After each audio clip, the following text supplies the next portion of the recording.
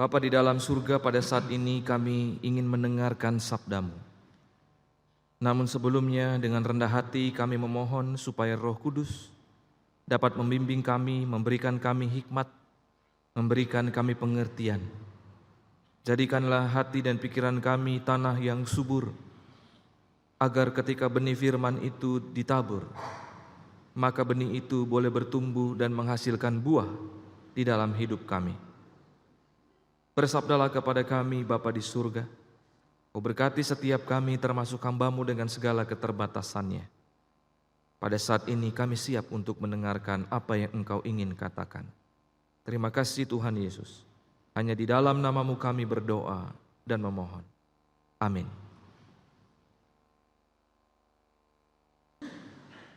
Saudara-saudara, bacaan kita diambil dari surat Roma, bab yang ke-12. Ayat yang pertama sampai yang ke-8. Surat Roma bab yang ke-12, ayat pertama sampai yang ke-8 berbunyi demikian.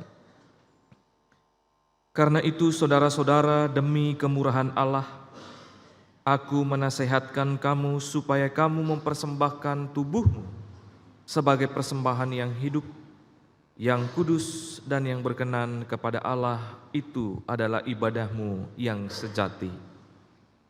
Janganlah kamu menjadi serupa dengan dunia ini, tetapi berubahlah oleh pembaharuan budimu, sehingga kamu dapat membedakan manakah kehendak Allah, apa yang baik, yang berkenan kepada Allah dan yang sempurna. Berdasarkan kasih karunia yang dianugerahkan kepadaku, aku berkata kepada setiap orang di antara kamu, janganlah kamu memikirkan hal-hal yang lebih tinggi daripada yang patut kamu pikirkan, tetapi hendaklah kamu berpikir begitu rupa, sehingga kamu menguasai diri menurut ukuran iman yang dikaruniakan Allah kepada kamu masing-masing. Sebab sama seperti pada satu tubuh kita mempunyai banyak anggota, tetapi tidak semua anggota itu mempunyai tugas yang sama. Demikian juga kita, walaupun banyak, adalah satu tubuh di dalam Kristus, tetapi kita masing-masing adalah anggota yang seorang terhadap yang lain. Demikianlah kita mempunyai karunia yang berlain-lainan menurut kasih karunia yang dianugerahkan kepada kita. Jika karunia itu adalah untuk bernubuat, baiklah kita melakukannya sesuai dengan iman kita. Jika karunia untuk melayani, baiklah kita melayani. Jika karunia untuk mengajar, baiklah kita mengajar. Jika karunia untuk menasehati, baiklah kita menasehati. Siapa yang membagi-bagikan sesuatu, hendaklah ia melakukannya dengan hati yang ikhlas. Siapa yang memberi pimpinan, hendaklah ia melakukannya dengan rajin. Siapa yang menunjukkan kemurahan, hendaklah ia melakukannya dengan sukacita. Demikianlah pembacaan Alkitab pada saat ini, yang berbahagialah mereka yang mendengar firman Allah, merenungkan dan nanti melakukannya. Haleluya. Haleluya, haleluya, haleluya.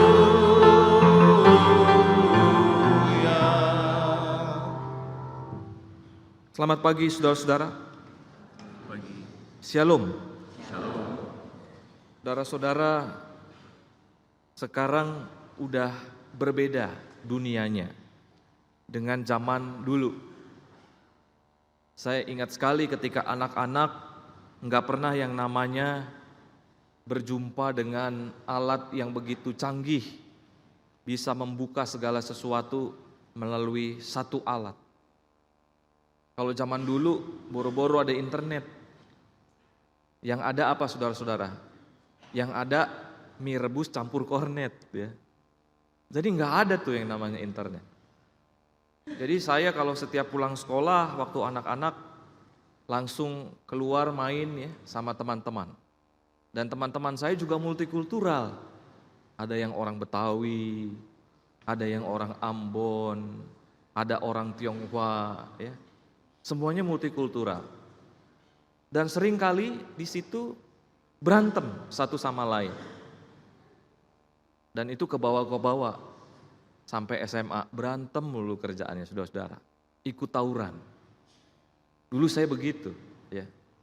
Tapi saudara-saudara, zaman sekarang berbeda. Dulu di keluarga saya itu agama itu banyak. Kakak saya yang pertama Buddha. Ayah saya Hindu.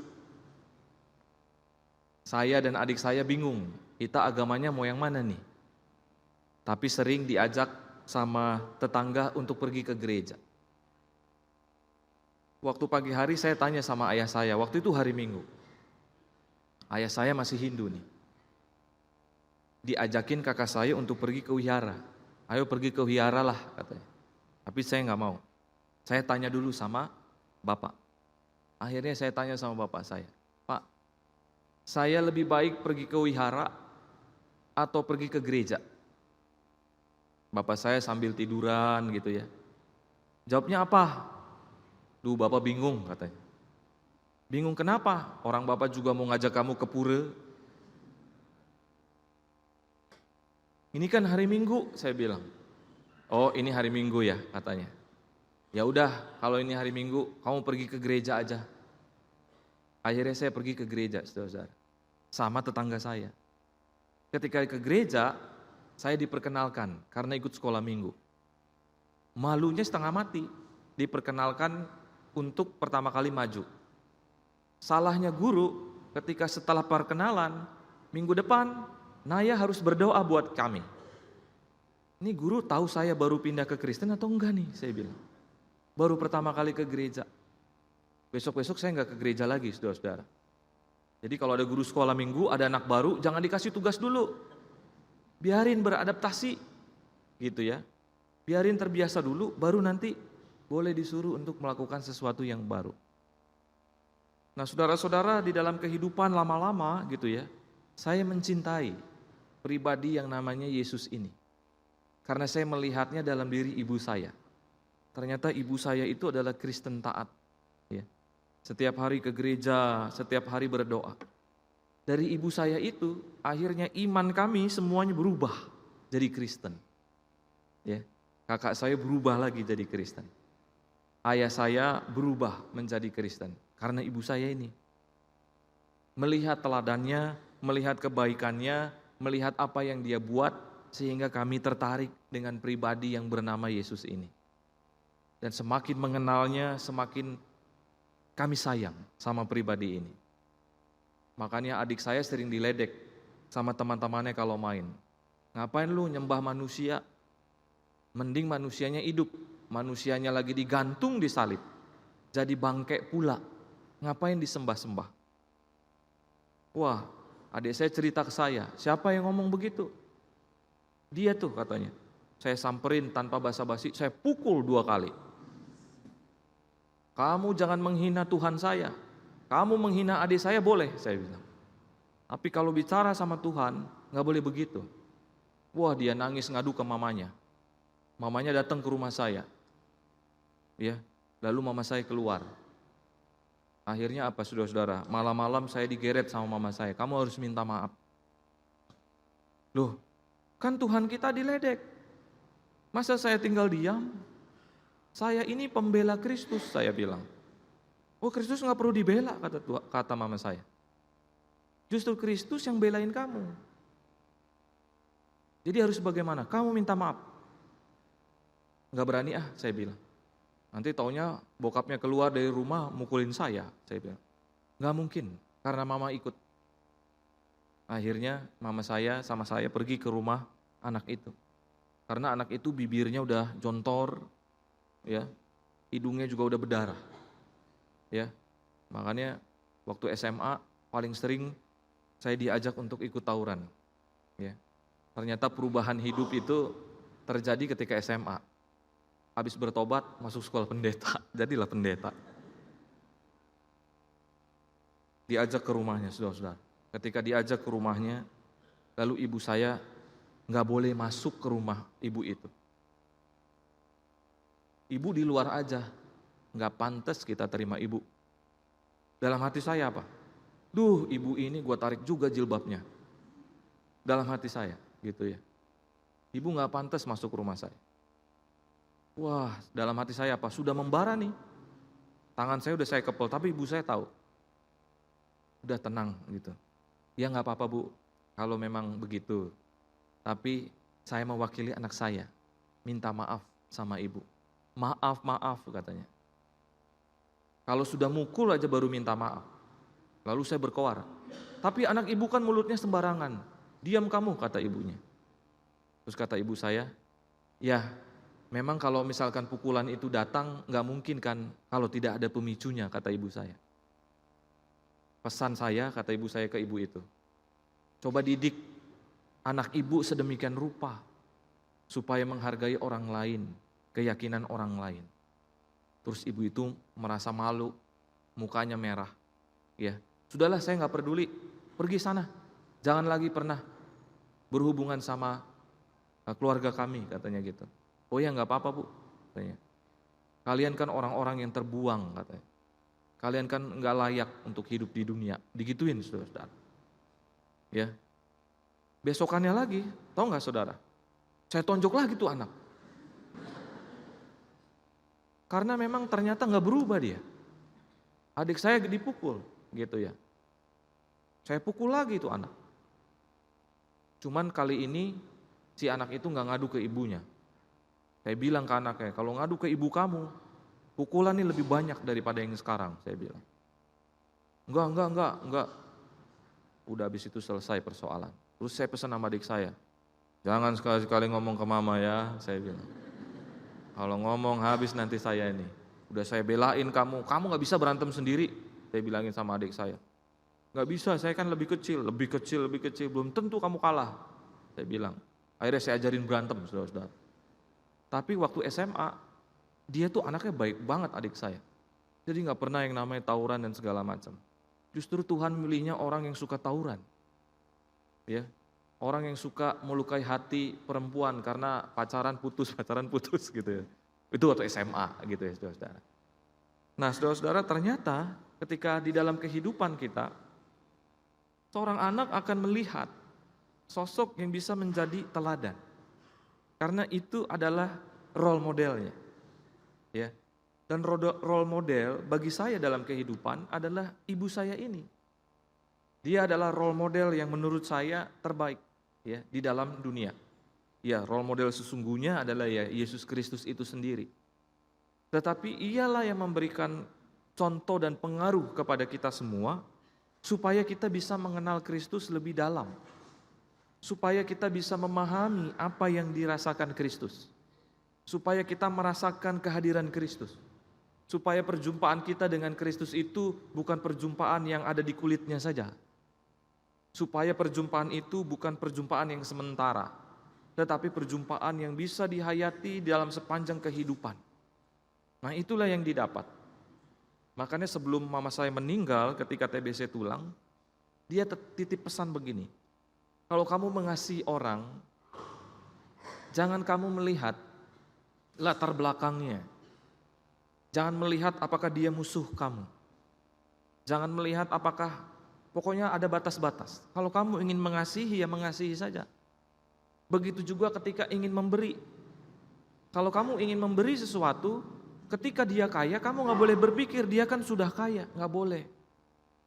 Tetapi kalau itu ada di dalam dirimu yang ingin kamu lakukan untuk memberi, beri saja tanpa pikir panjang.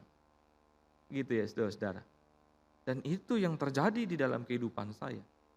Kalau untuk memberi, gak pernah lihat-lihat. Mau dia kaya, mau dia musuh, mau dia sejahtera, mau latar belakangnya begini dan begono, gak masalah. Nah pada saat ini saudara-saudara, trennya beda. Ketika saya masuk ke rumah makan, ya, saya melihat orang tua bukan lagi ngajarin anaknya berdoa sebelum makan. Tetapi apa? Ngambil handphonenya, foto dulu makanannya. Foto makanannya. Ayo rapat dikit. Foto rapat. Habis foto baru berdoa. Berdoa dengan posisi pegang garpu, pegang sendok, pegang garpu, berdoa. Nunduk. 2 detik udah melek lagi. Nah hal ini ya, anak-anaknya ketika melihat hal yang dilakukan oleh orang tuanya, nggak berdoa. Gitu ya. Jadi yang dilakukan apa? Ya ikut foto. Foto makanannya. Habis itu langsung sikat aja. Tanpa basa-basi. Trennya begitu, saudara. Ya. Sekarang kalau dulu masih berdoa, ya. Berdoanya juga panjang lebar dan segala macam. Ingat sama orang lain dalam doa itu ketika sebelum makan. Sekarang enggak. 2 detik gimana berdoanya? Makasih Tuhan, amin. Saudara sedang melecehkan siapa? Melecehkan Tuhan. Di dalam kehidupan kita. Walaupun kata Tuhan Yesus, kalau berdoa jangan bertele-tele. Tetapi bukan maksudnya langsung to the point. Makasih Tuhan, amin. Makasih buat apa? Buat foto yang sudah diambil. Gitu ya. Kata jemaat saya, Pak, kalau berdoa lama-lama ketika mau makan, iler keburu jatuh. Karena pasti mulut sudah basah. Yang kedua, kalau nanti kita makan, lalu dikelilingi sama orang-orang yang gak seiman, malu Pak, segan katanya. Ya udah, kalau begitu nanti Tuhan juga segan ngakuin Bapak kalau Tuhan datang. Saya bilang, awas nanti kalau dia datang, tiba-tiba, siapa kamu? Begitu Pak, iya dong, saya bilang. Tapi kan kata Tuhan kalau berdoa masuk kamar Pak. Ini kan di rumah makan. Dilihat orang. Maksudnya apa saudara-saudara? Maksudnya kan Yesus ketika berdoa di depan orang lain bukan untuk menyombongkan diri. Ya, boleh kita berdoa, masuk kamar, kunci gitu. Maksudnya adalah kita berdoa bukan untuk dipuji. Bukan untuk mencari kesombongan. Tetapi serta-merta karena hubungan kita yang mau kita jalin dengan Tuhan, itu maksudnya. Gitu. Oh begitu Pak, iya. Sejak saat itu jemaat saya itu berdoanya lama banget kayak 2 syafaat sebelum makan. Gedek juga akhirnya saya.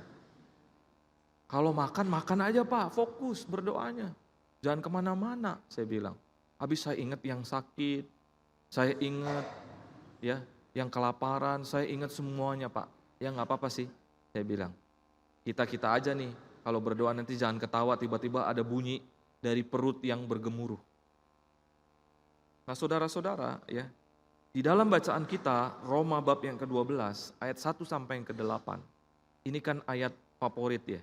Roma 12 ayat pertama itu ayat favorit, kalau penatua susah nemuin ayat persembahan. Jadi Roma 12 ayat pertama itu selalu menjadi pilihan pertama. Nah saudara-saudara dikatakan di sini, demi kemurahan Allah. Demi kemurahan Allah. Artinya apa? Untuk kasih Allah. Untuk kasih Allah yang sudah engkau rasakan, yang sudah Allah berikan kepadamu. Jadi ketika kita mau mempersembahkan diri, itu adalah respon dari kasih Allah yang telah diberikan kepada kita. Nah, jadi ini intinya saudara-saudara, ya. Demi kemurahan Allah, artinya kita melakukan perubahan hidup, mau mempersembahkan tubuh kita, mau mempersembahkan diri kita sebagai persembahan yang kudus, yang berkenan, adalah karena Allah telah memberikan kasih-Nya kepada kita. Jadi apa yang kita lakukan itu kurang lebih adalah sebagai ucapan syukur. Jadi ketika kita mengucap syukur di dalam kehidupan, maka itu adalah ibadahmu yang sejati. Di mana kita masih ingat kebaikan yang sudah Tuhan berikan terlebih dahulu kepada kita, sehingga itu menginspirasi kita untuk melakukan kebaikan di tengah-tengah manusia. Jadi kita melakukannya semua bukan semata-mata untuk kita, tetapi kita melakukan semuanya adalah untuk Allah yang Maha Kasih tadi. Jadi ini alasan dulu, adalah dasar dari kenapa kita harus mempersembahkan diri kita sebagai persembahan yang hidup. Lalu juga dikatakan di situ, menjadi serupa dengan dunia ini. Jangan menjadi serupa dengan dunia ini. Yang menjadi pertanyaannya, memang kenapa dengan dunia? Ada apa dengan dunia? Sehingga Rasul Paulus mengatakan kita tidak boleh serupa dengan dunia. Nah, saudara-saudara, bahasa dunia di dalam perjanjian baru itu digambarkan sebagai tempat di mana berkerumun roh-roh jahat. Itu sebagai tempat di mana di situ adalah pemenuhan hawa nafsu manusia. Dunia sebagai tempat yang menyangkal keberadaan Sang Ilahi, sehingga kita tidak boleh menjadi serupa dengan dunia ini. Saudara-saudara, sekarang orang yang baik itu tidak lagi dicari, tetapi orang yang baik itu pada zaman yang sekarang mulai disingkirkan. Tidak boleh lagi ada orang baik. Karena apa? Karena dunia sekarang bekerjanya bukan dengan orang-orang baik. Sistem yang sudah berlaku di dalam dunia ini bukanlah sistem yang baik. Sehingga ketika muncul orang yang baik, ketika muncul orang yang mau menjunjung tinggi derajat manusia, maka itu akan cepat-cepat untuk disingkirkan. Karena apa? Karena takut mengganggu kestabilitasan dosa. Nanti kebiasaan kita berbuat dosa akan digubris. Oleh sebab itu orang yang baik ini harus cepat-cepat kita singkirkan. Nah, pada saat apa yang Rasul Paulus katakan di Roma itu terjadi. Di Roma pelacuran itu merajalela. Orang begitu mudah memenuhi hawa nafsunya. Sehingga hal itu tidak lagi dianggap sebagai dosa, tetapi hampir dianggap sebagai tradisi bagi orang-orang Roma. Sehingga akhirnya Rasul Paulus menuliskan hal ini, supaya kita tidak menjadi serupa dengan dunia ini. Itu sebabnya ia menuliskan di dalam surat Roma, sebagai tubuh yang kudus, sebagai tubuh yang berkenan kepada Allah. Artinya apa? Kita menjaga tubuh kita ini menjadi tempat yang kudus. Artinya apa? Artinya di dalam diri kita ini kita harus menekan hawa nafsu supaya kita bisa terus untuk berbuat baik. Kalau kita tidak bisa menekan hawa nafsu, tetapi yang justru terjadi kebalikannya, maka kita sedang tidak mengkuduskan diri kita. Pada zaman sekarang orang itu giat sekali dengan yang namanya pemenuhan materi. Zaman sekarang juga katanya tidak ada laki-laki yang setia. Ya. Tetapi adanya laki-laki yang tanggung jawab. Setuju gak tuh para laki-laki dengan kata-kata itu? Setuju gak? Pasti gak setuju. Karena merasa apa? Lawong saya setia kok. Setia apa? Selingkuh tiada akhir. Setiap tikungan ada. Setia. Tetapi kita harus setia. Supaya apa? Supaya apa yang kita lakukan di tengah-tengah dunia ini betul-betul sama dengan apa yang diharapkan oleh Tuhan kita Yesus Kristus. Diri kita tidak kita mau penuhi apa yang menjadi hawa nafsunya. Kita tidak mau menjadi sasaran bagi materi. Kita tidak mau menjadikan diri kita sasaran bagi ketamakan. Kita tidak mau menjadi sasaran bagi aktualisasi diri, di mana orang begitu getolnya untuk mencari gelar dan jabatan. Itulah yang membedakan ya, tubuh yang kudus dan yang tidak kudus. Bahasa Ibrani kudus itu adalah kados. Kados itu artinya dipisahkan, diistimewakan. Jadi kalau saudara mengatakan saya memiliki waktu sisa untuk Tuhan, itu enggak kados. Waktu itu tidak istimewa karena namanya sisa. Tapi kalau kita mengatakan saya punya waktu khusus untuk Tuhan, maka waktu khusus itu adalah waktu yang kudus, yang dipisahkan dari segala sesuatu yang kita lakukan. Nah, oleh sebab itu ketika kita mau membina diri kita menjadi persembahan yang kudus, maka kita akan memisahkan diri dari dunia yang penuh dengan kejahatan dan dosa.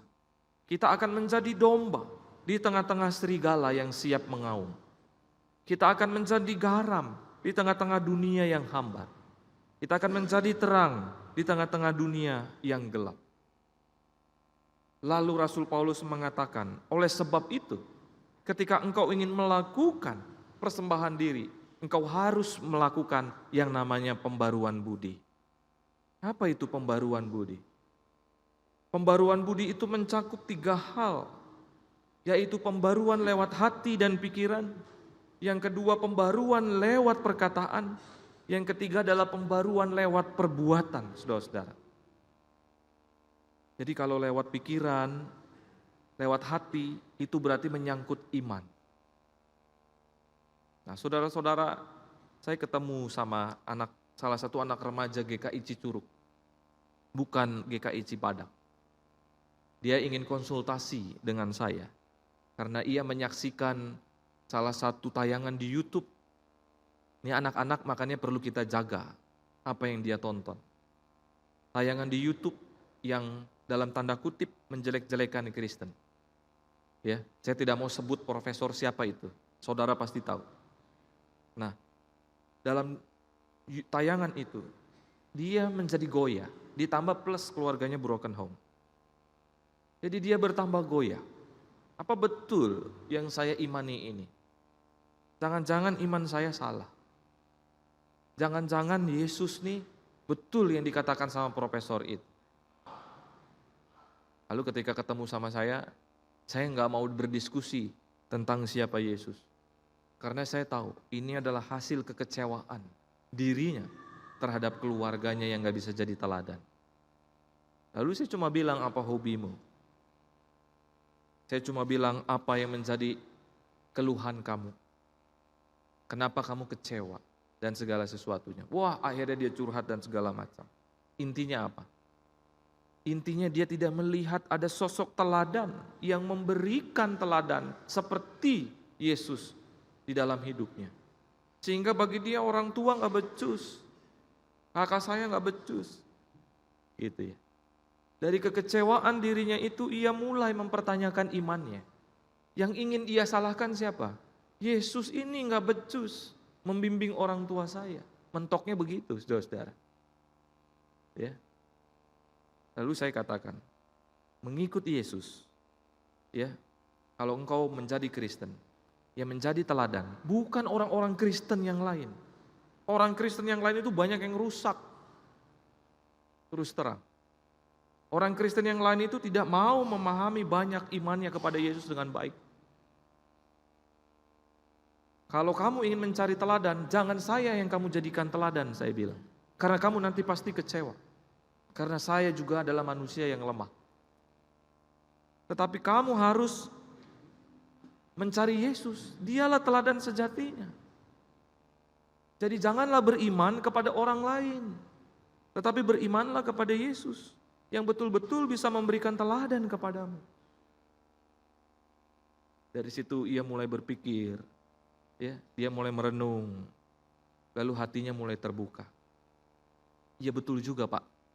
Karena selama ini saya melihat dan berpikir bahwa kalau memang Yesus itu baik, maka murid-muridnya harusnya juga baik. Tetapi guru mengajarkan segala sesuatunya dengan begitu luar biasa. Tapi kalau muridnya gak mau diajar, mau gimana? Dia udah tahu kata kuncinya. Nah itu kamu tahu. Pergilah dan perbuatlah seperti apa yang Yesus katakan kepadamu. Wah, saya udah mulai kayak Yesus ngomong kayak gitu ya, saudara-saudara ya. Tetapi itu saya katakan. Nah, setelah itu baru dia mulai reda kembali. Melalui pikiran, melalui hati kita. Bagaimana kita bisa melihat sosok Yesus ini yang maha kasih di dalam diri kita. Bagaimana kita bisa melihat segala sesuatunya itu dengan jernih. Bagaimana kita bisa memahami Yesus itu betul-betul bukan saja lewat apa yang kita dengar, tetapi lewat pengalaman. Lewat perjumpaan kita, baik suka maupun duka di dalam hidup kita. berjumpalah dengan Yesus dengan peristiwa-peristiwa yang terjadi di dalam kehidupan saudara. Maknai dia sedemikian rupa. Maka itu akan mendorong saudara semakin yakin bahwa Yesus itu betul adalah Tuhan dan Juru Selamat kita. Itu yang pertama, pembaruan budi. Yang kedua adalah melalui perkataan kita.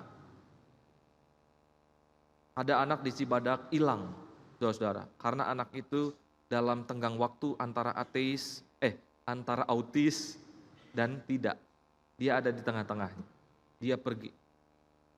Selama 2 hari kami mencari. Tengah malam saya cari di Sukabumi. Anak itu sama anak-anak pemuda yang lain. Tetapi malah ketemu bencong. Banyak banget bencong di Sukabumi kalau tengah malam ya. Pemuda saya jadi tahu, oh jadi di sini wilayahnya. Kurang ajar kamu. Nggak boleh kamu nanti ke sini. Mentang-mentang udah tahu, saya bilang. Banyak sekali. Ya. Akan tetapi saudara-saudara, ya, selama 2 hari itu kita nggak berhasil menemukan.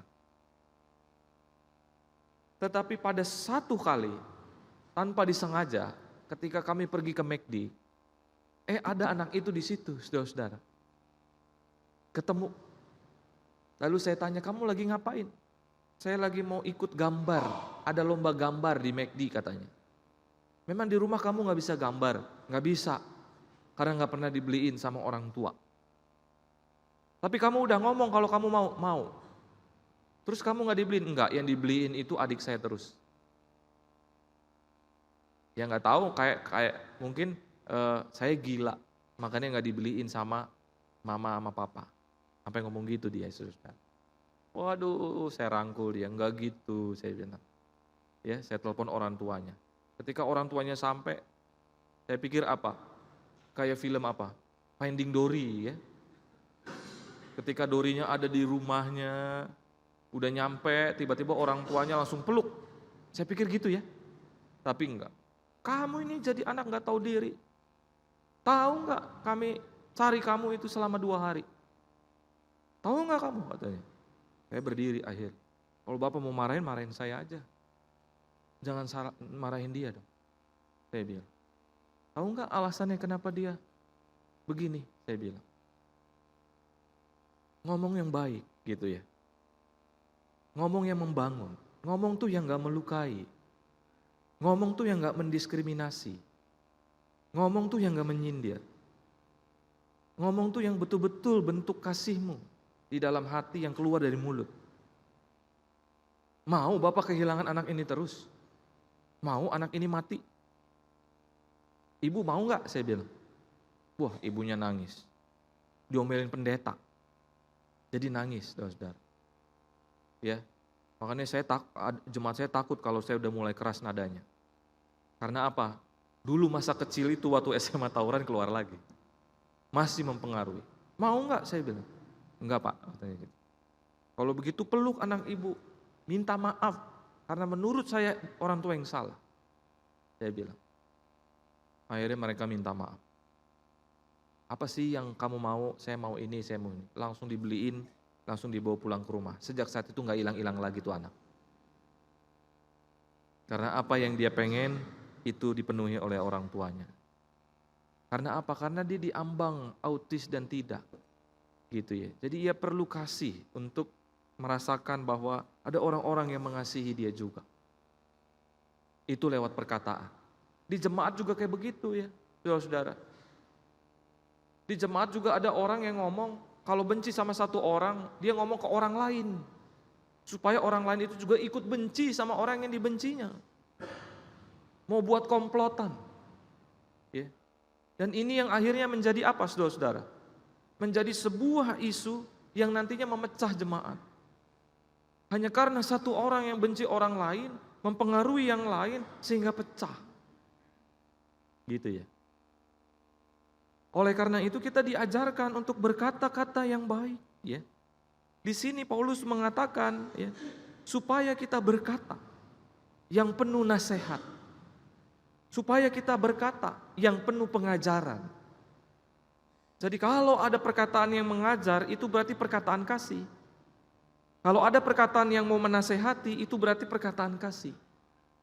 Karena Paulus mengatakannya demikian. Dan itulah yang harus kita lakukan. Sudah hampir 30 menit. Jadi saya percepat. Lalu ada lagi saudara-saudara. Selain pikiran, hati, perkataan, tapi juga ada perbuatan. Perbuatan di sini dikatakan adalah melayani. Perbuatan di sini juga mengatakan memberi pimpinan. Dan dua-duanya itu ada di dalam makna kasih tadi. Kalau orang dijemput sama penatua, mau jadi penatua Pak, wah nanti dulu Pak, saya sibuk banget. Saya takut gak maksimal buat Tuhan. Sekarang saya tanya, siapa yang maksimal buat Tuhan? Saudara-saudara, kayak jemaat saya dong. Pak, tahu kan tujuan saya datang ke sini? Saya mau jadi penatua. Bagus Pak, saya bilang. Ini orang bukan troublemaker, saudara-saudara. Tapi kebanyakan kalau dijenguk, kalau yang mau langsung, itu biasanya troublemaker. Tetapi ini enggak. Dia adalah orang yang betul-betul tulus. Gitu ya. Saya mau. 2 orang penatua kita cari. 2 orang, dua-duanya. Sebelum saya ngomong panjang lebar, Bapak nggak usah panjang lebar Pak. Saya mau. Ayo kita makan malam bareng. Selesai. Enak jadi pendeta di GKI Cibadak ya, saudara-saudara. Enak, cepet. Ya. Tapi kalau lagi ada masalah, cepet tua juga. Jadi itu saudara-saudara. Ya. Pembaruan diri kita bisa lakukan lewat pikiran hati, lewat perkataan kita, dan juga lewat perbuatan kita. Kita mau peduli sama orang lain. Kita mau setia. Kita mau membuktikan bahwa perbuatan kita adalah cerminan daripada firman Tuhan. Ya. Waktu saya ke Gunung Ijen, ketika sampai di ujung, lalu turun ke bawah, ada ibu-ibu orang Perancis bawa 2 anaknya, bawa kantong plastik. Waktu saya naik, saya makan coklat. Kalau coklat itu kan bisa membuat diri kita semangat. Sampahnya dibuang kemana? Ya di jalan. Minum aqua, dibuang kemana? Ya di jalan. Ketika turun saudara-saudara, anak itu memutin sampah-sampah kita. Betapa malunya diri kita. Ya, teman saya yang pakai kalung salib langsung dimasukin ke baju. Wah malu nih jadi orang Kristen nih.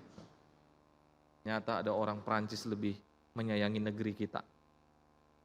Nah, saudara-saudara, kita mau peduli. Kalau Anda bukan orang sembarangan, maka janganlah berbuat sembarangan di dalam kehidupan kita. Kita kan adalah anak-anak Allah, maka berbuatlah seperti anak-anak Allah, bukan anak-anak dunia. Ya, semuanya itu kalau kita lakukan dengan baik, maka akhirnya kita dapat membedakan mana kehendak Allah, mana yang baik dan mana yang berkenan. Pak, apa yang menjadi kehendak Tuhan? Kalau orang bertanya begitu, saudara bisa tahu bahwa di dalam hidupnya untuk melakukan pembaruan budi itu jarang dia lakukan.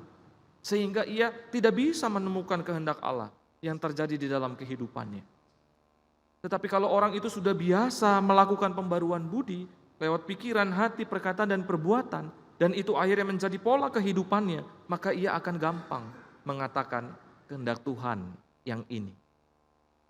Yang ini bukan kehendak Tuhan. Maka orang itu akan gampang untuk menolak godaan, menolak dosa. Karena nilai ukur spiritualitas kepada Kristus adalah ketika kita biasa melakukan apa yang diajarkan oleh Yesus. Dengan begitu kita akan semakin mengenal Allah. Semakin kita mengenal Allah, semakin juga kita mengenal kehendaknya. Tapi kalau hal itu jarang kita lakukan, bagaimana mungkin kita bisa mengenal Allah dengan baik? Bagaimana mungkin kita bisa mengenal apa yang menjadi kehendaknya? Tidak mungkin. Jadi saudara, kalau jarang melakukan apa yang diajarkan oleh Yesus, jangan protes ke Yesus. Jangan sedikit-dikit Yesus tuh gak sayang. Jangan. Padahal saudara sendiri juga gak sayang sama dia. Kalau kita sayang, maka kita lakukan apa yang ia katakan dan teladankan. Ya. Kita berbeda satu dengan yang lain, tetapi kita satu tubuh di dalam Kristus. Kita mau menghargai satu dengan yang lain. Pada Matius 19 ayat yang ke-14, sebagai penutup khotbah saya karena ini bulan anak, ada kata-katanya yang mengatakan, biarkanlah anak-anak itu, janganlah menghalang-halangi mereka datang kepadaku, sebab orang-orang yang seperti itulah yang empunya kerajaan surga. Apakah yang punya kerajaan surga adalah anak-anak? Iya, betul. Lalu yang kedua, siapa lagi? adalah orang-orang yang masih memiliki hati seorang anak. Kenapa anak-anak itu dikasih teladan oleh Yesus? Supaya kita meniru anak-anak. Satu, karena anak-anak itu selalu butuh orang tuanya bagi mereka, supaya mereka bertumbuh, supaya mereka bisa memiliki ketergantungan kepada orang tuanya. Di dalam kehidupan kita, ya, kita harus selalu butuh kepada Kristus. Kita harus bergantung sepenuhnya kepada Kristus. Supaya apa? Supaya kita bisa diajarkan untuk semakin bertumbuh, ya, menjadi pribadi yang lebih baik, ya. Mari kita ajar anak kita senantiasa beriman kepada Kristus. Mari kita mau mengajar mereka untuk supaya rajin dan bersukacita, supaya mereka memiliki hati pikiran yang bukan dari dunia.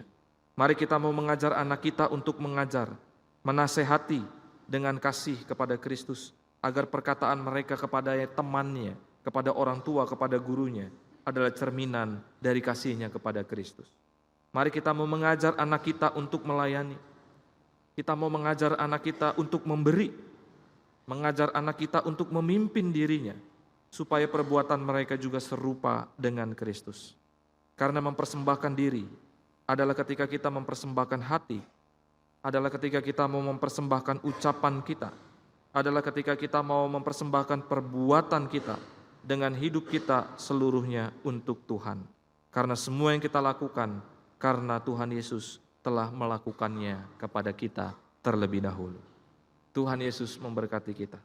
Amin.